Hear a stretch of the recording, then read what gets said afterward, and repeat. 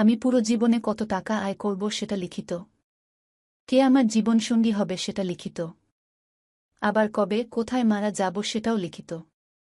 আশ্চর্যের ব্যাপার হচ্ছে, আমি কতগুলো দানা দুনিয়াতে খেয়ে তারপর মারা যাব সেটাও লিখিত। একটি দানা কমও না, আবার একটি দানা বেশিও না। ধরুন, এটা লিখিত যে আমি সারা জীবনে 1 কোটি টাকা আয় করব। এই সিদ্ধান্ত আল্লাহ তাআলা নিয়েছেন।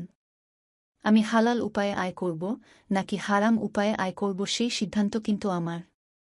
যদি ধৈর্য ধারণ করি, আল্লাহ তাআলার কাছে চাই, তাহলে হালাল উপায়েই ওই 1 কোটি টাকা আয় করে তারপর আমি মারা যাব।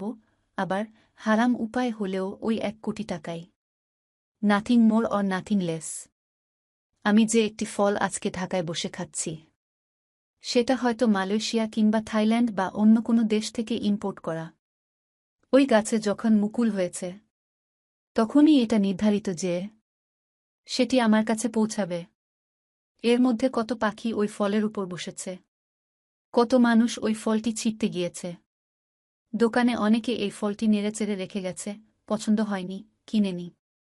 এই সব ঘটনার কারণ একটাই, ওই ফলটি আমার রিজিকে লিখিত রয়েছে। এর মধ্যে আমি মারা যেতে পারতাম, অন্য কোথাও চলে যেতে পারতাম, কিন্তু না। রিজিকে যেহেতু লিখিত, আমি এই ফলটি না খেয়ে মারা যাব না। রিজিক জিনিসটা এতটাই শক্তিশালী।